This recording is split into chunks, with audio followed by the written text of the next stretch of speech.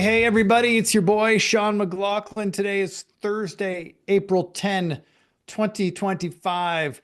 This is the All-Star Options Jam session. How you doing? It's been quite a year this week since we last spoke. Wow. I was looking, somebody had a tweet yesterday, which I thought was great. He showed the gains yesterday for the S&P 500, the NASDAQ, Bitcoin, Treasury yields, crude oil, a few other things. And he said, what a great year today was. And he looked at those numbers and I'm like, yeah, those look like yearly returns. What a wild day. And the wild days are certainly going to continue in the foreseeable future. I mean, I'm looking at the SPX right now, down 300. I mean, the wild ride is going to continue. Did we see a bottom yesterday or recently? I don't know. I think maybe we saw a bottom that could stick for a little while. I don't think it's ultimately the bottom, but we shall see. But hey, let's get into it. Let's before we start talking anything or showing charts, let's just drop the old disclaimer that everything we discuss here is for educational purposes only. I'm showing you what I'm doing with my money, and I hope that you are learning something along the way. All right, so let's just start. Let's bring up a, should have had this loaded for you. Let's bring up an SPY chart. I mean, look at this action. Let's zoom in here.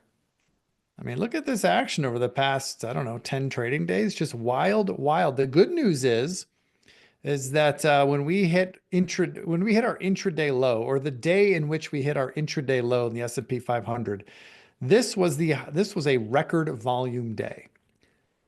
When you see the indexes reverse higher and finish green off of lows on record volume, that's generally a good sign. That's generally a sign of capitulation. So score one for the bulls, score one for the start of a new bull market. We'll see it. It remains to be seen. Yesterday, monster rally day on increasing volume. These are the things we want to see. Over the last 5 trading days, the two highest volume days were both green days. So these are good developments. It doesn't mean that the bear market's over and it's just, buy everything and hold on. That's not what that means. But these are the positive developments that you want to see for the birth of a new bull market. But we're not going to know until after the fact. I'm not trying to buy the bottom. I don't think you should be trying to buy the bottom either. I will tell you that in my retirement accounts, early this week, I was adding to my retirement accounts a little bit more aggressively than I normally would. But I'm not doing anything fancy. I'm just buying, index funds. I'm buying I'm buying SPY. I'm buying QQQ for my long-term retirement accounts. Right now, those are looking like genius moves, but only time will tell. And again, I didn't go all in. I just, I'm dollar cost averaging, and I added more than I normally would add in a typical month earlier this week. And so far, I'm feeling pretty good about that. But anyway, so we've had a lot of action in the portfolio, as you might expect. We've had a lot of exits since we last spoke, and a healthy mix of wins and losses. So let's get into it. Let's open up the recently closed positions, and these are just in the order in which they were exited since we last spoke. And it starts off with some pretty good news, and we end with a bit of good news. But let's start here with Sealed Air Corporation. We were long May 2750 puts that we purchased for 70 cents back here around March 26th. Well, we got the whoosh we were looking for. Our plan going into the trade was we were going to sell half of our position at $2. Well, I actually got 212. Why? Because on this day, the stock gapped lower, and my good till cancel order that I had out there resting to sell half of my position at $2 actually got filled at 212. It's nice when that happens. It doesn't happen very often, and that's certainly not something I count on. And you know what? Had I been a little bit more on top of it, I may have pulled that sell order to not execute right at the open and then let the stock open and then re-enter my sell order and get whatever I can get in the market, which had I done that, maybe I could have got 250 for the calls, maybe even more. I don't know. But nonetheless, I stuck to my plan, got out at 12.12, which is great. So we still have half a position on, but the nice thing is that we've already locked in guaranteed profits on this trade, right? C could just scream higher from here, and those puts can expire worthless. I'm still walking away a winner, right? Because I bought my full position at 70 cents. I sold half of it at 212, right? So that 212 more than paid me back for my original investment. So it works out to be about a 40 cents on a per contract basis that I'm up right now from the start. So looking good. And today's trading action is confirming that we still might want to go lower with this name, which is no surprise. This was one of those weak names that we put on because it was weak and because we thought if the bear market was going to continue, C was one of those stocks that would continue lower. Now, I got a little note here. Today, I'm actually initiating a stop in this trade. When we put the trade on, we did not have a stop. It was kind of an all or nothing trade. Well, now that we've had the break we are looking for, now we've got a pretty obvious level that we don't want to see this thing come back above. So 28.50 now is my new stop for the remainder of this position. As long as we stay below 28.50, I'm going to continue riding this position into May, at which point when we get into May, we'll make some new decisions. But we are out of half of our position in C, still riding the other half, off to a great start. All right. Next up, ITB. This is the home construction ETF. We had entered right here, a April 95.90 bear put spread. We paid $1.70 for it. There was a little wrinkle after we got into this trade a week or so later. There was a special dividend, which changed the strikes on these puts. No big deal, but the strikes turned into like an April 94.51 strike and an 89 something strike. I don't know. Doesn't matter. It didn't really change anything for our trade. I had to like reset my good till cancel orders, unfortunately, but no big deal. Either way, the plan was to sell this spread when we doubled our money, and we did. I bought it for $1.70, got out for $3.40. I believe we got out on Friday of last week. So we doubled our money according to plan. We're out of ITB. Great. Next, Hyatt. By the way, you noticing a trend here? These winning trades, these are all our bearish bets coming into this week that we pretty much hit our profit targets at the end of last week. This was a bear put spread in the Hyatt Corp. We bought the May 120 puts and sold the 100 puts. We paid $4.50 on the way in. This was on May 18th, I believe, when we got into this trade. Well, on the 4th, which was what? Last week? Well, yeah, it was definitely last week. We hit our profit target at 9. Similar to the ITB trade, I wanted to double my money in this trade. That was it. I paid $4.50 for it. I got out for 9. And right now I'm feeling pretty good about that exit as it has rallied pretty hard. So great. 3 bearish bets that we had, shorter term bets, adapting to the market environment that we're in. Nice to put some W's on the board. The next few trades here, are losses. These are long trades that we had been in for a little while coming into this whole morass. They were holding up well. This IBM was holding for a while. I thought it was gonna, repair itself through a little sideways consolidation, but coming out of all the tariff nonsense like everything else, it got wrecked like everything else. But the good news is it wasn't a full loss. We were long the September 290 calls we paid $725 for. We got out last week or early this week for a 265 credit. So not a total loss. That's the silver lining. PDD, a Chinese play. Obviously, a lot of Chinese names got wrecked. Very challenging headline tape for anything China related. We were in a bull call spread with July options, long the 120 calls, short the 150. Trade was, hanging in, looking all right for us, but we got stopped out. The nice thing here, guys, is we paid $8 to get in, got out for $4.77. Getting out at $4.77 when we're significantly lower from the price that we entered at, we can thank implied volatility for this exit price. Implied volatility, as you guys know, VIX and anything volatility related has just spiked in prices. So option prices have spiked. So even though we were on the wrong side of this trade directionally, there was still a lot of premium in these calls due to just, the implied volatility environment. So that cushioned the blow on this loss. In a normal world, had PDD, trended lower and we got out, around the same prices. I think the stock was trading around 101 and change when we got out. We might have gotten a lot less for this spread. We might have only gotten $2, right? Or $1.50. But because of the rising implied volatility, that, left some juice in those options. So, that's nice. It's nice when that happens. It's still a losing trade, but it's not as bad as it could have been. So I'm, again, silver lining on that trade.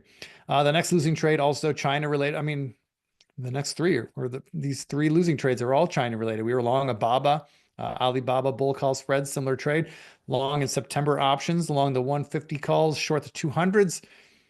We got stopped out 267. Again, benefiting from higher implied volatility. We paid 675 on the way in. We got out at 267. Again, not a total loss, which is great. As I say every time, when I put on debit spreads like this, I'm prepared. I've sized my position in a way that I can absorb a 100% loss. I don't want to. Nobody wants to, but I can absorb it.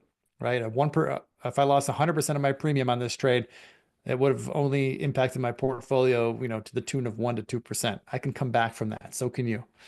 So getting out of 267, not bad. We'll take it. Now here's an interesting trade. This is a campaign we've been in for a while. We got into this trade back in November. We bought the January 2026, which is the next January, or the next January coming up in 9 months from now. We bought the 35 strike calls and we paid $3 for them. But the plan was we wanted to sell calls against it continually to lower our cost basis.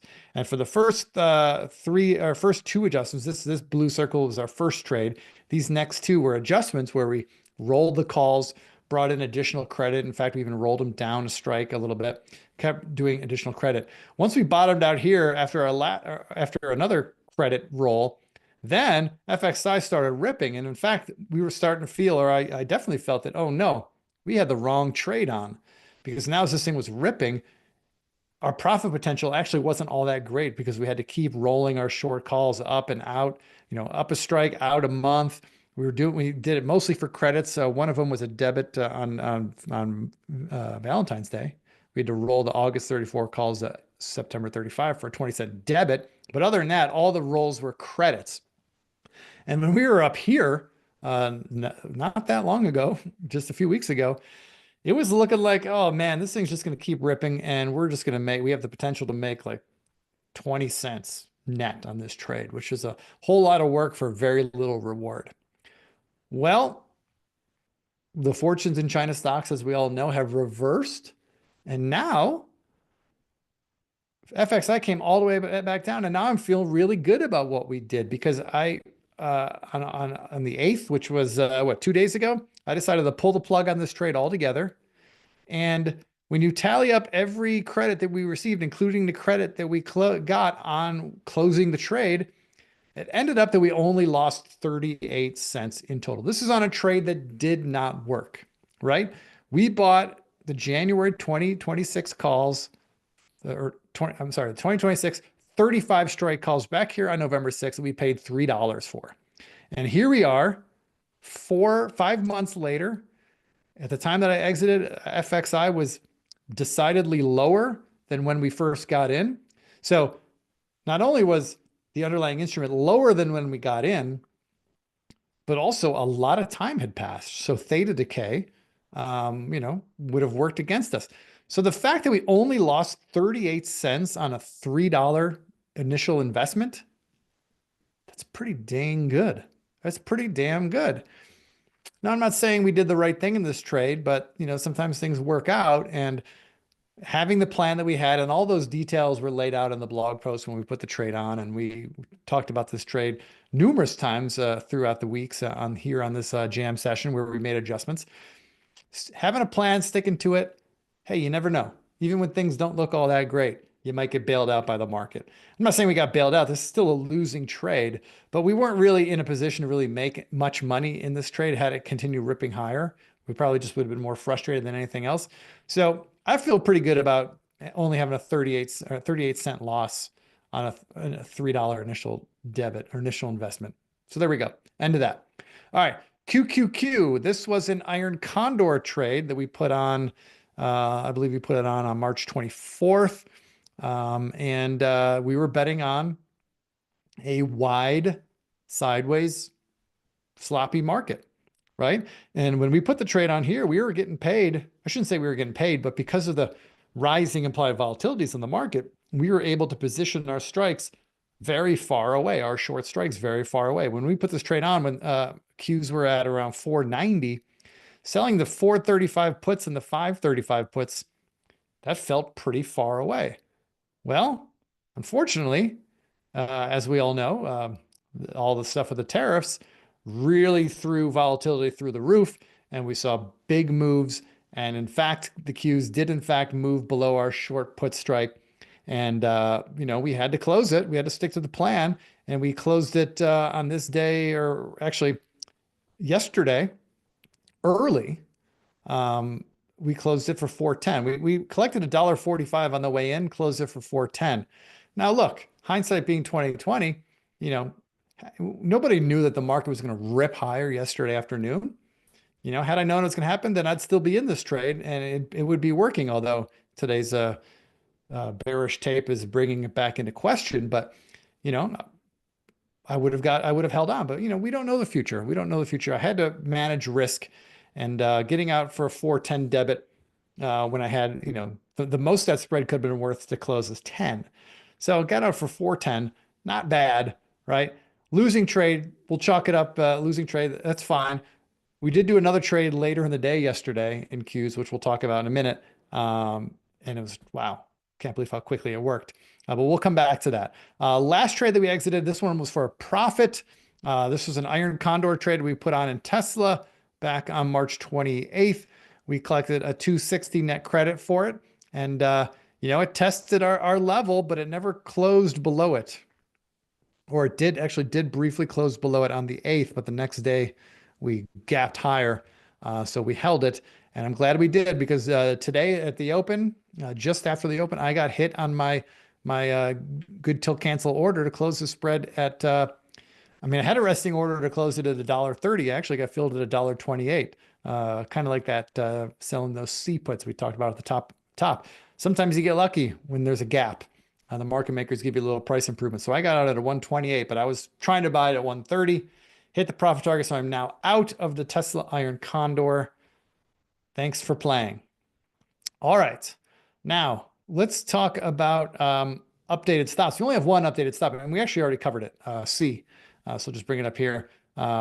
We did not have a stop when we first put the trade on, but now we're initiating a stop today at 28.50. I'm just repeating myself because we already talked about that. But that's the only stop we're updating for existing positions.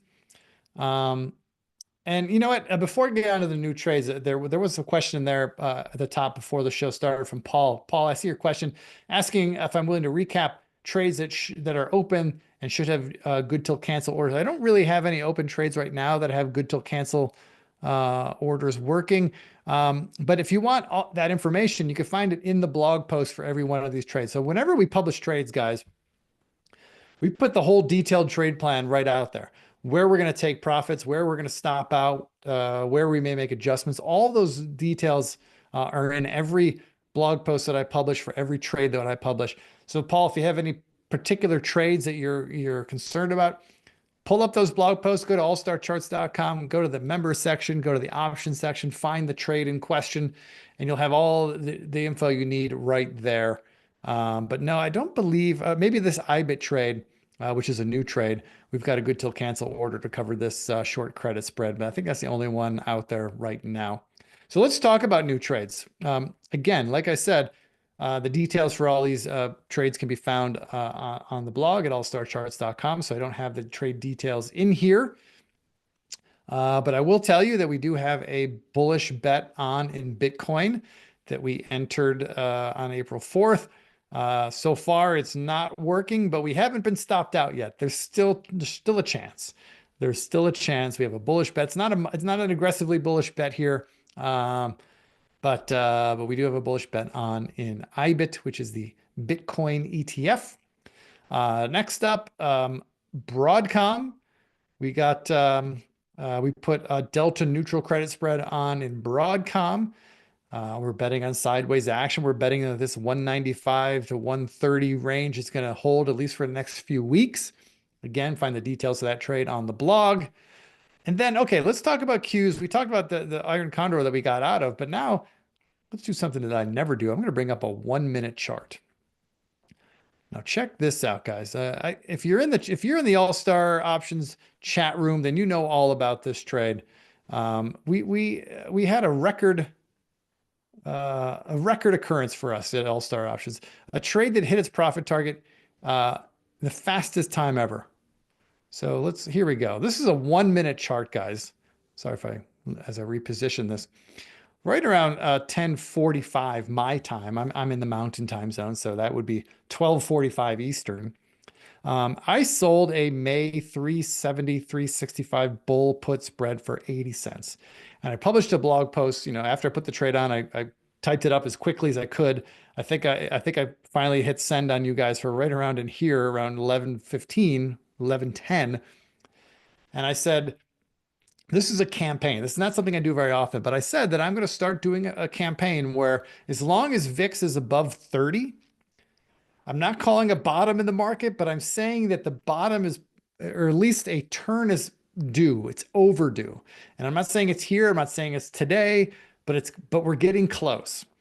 And not only that, but with VIX at 50 at the time that I was putting this trade on, VIX will eventually mean revert. It might go higher from here. It certainly can. It certainly has in the past. But eventually, volatility mean revert. So the bet that I was making, and the bet that I'm making in this campaign, is that I'm either going to catch the turn in the cues, the directional turn, or I'm going to catch the mean reversion and volatility. And so I'm going to sell pretty far out of the money put spreads to take advantage of that idea. All right. And my plan was I'm going to put one of these trades on every day until VIX is back below 30. Okay. And so yesterday I put the first trade on, and my goodness, I put it on 10:45 my time. And then at 11:15, the news hit the tape about the tariff stuff. The stock market ripped, and I was out of this trade by 11:25. So 10:40 to 11:25, what's that? 45 minutes approximately, not even 45 minutes. I sold this spread for 80 cents. I covered it for 40 cents. All right. Now, if you missed that trade, which is understandable because it all happened so fast, it's okay. We're still doing this trade because the Qs or the VIX is still above 30. We're in a down tape today. So I put another one of these trades on today. Today, I put on, what did I do? I sold the May 415s and bought the 410s. Sorry, I don't have that here on the deck. I should put that. But I sold another put spread and I got about 84 cents this time. And I'm going to keep doing that every day, guys. I'm going to keep putting on these bull put spreads, selling them way out of the money, anchoring my short strike just outside of the one standard deviation move. And I'm going to do them $5 wide. So I'm not risking a whole lot of money, guys, on these trades. For me, the risk in each trade is about 50 basis points of my trading capital. Okay. So I'm not trading them big, but I mean, I didn't know that what happened yesterday was going to happen. Nobody knew that was going to happen. My intention and my thought was I was going to put this trade on. I'm probably going to put this trade on every day for maybe the next 5, 6, 7 trading days. And I might take a little heat, but eventually I'll get out at my profit targets. I didn't think I'd get out at my first profit target already, but we added a new one today. And as long as VIX stays above 30, which I think it will, we'll do another one tomorrow, and we'll keep doing it, and we'll keep trying to take profits on these things until we're all out. All right. So again, details for all that whole campaign, the details for that are on the blog at allstarcharts.com. Go to the members section, go to the options section, you'll find it. So guys, speaking of all that, in the chat, in the YouTube chat, I've got links in there. You could subscribe to All Star Options. If you're not already subscribed, you'll get all these detailed trade plans. Subscribe there. I also have a free options newsletter. Doesn't cost any money. I write just about every trading day, even over the weekend. My thoughts on the markets, usually sometimes anecdotal stuff that's maybe not necessarily trading related, but it's something we as traders can all relate to. So that's every day.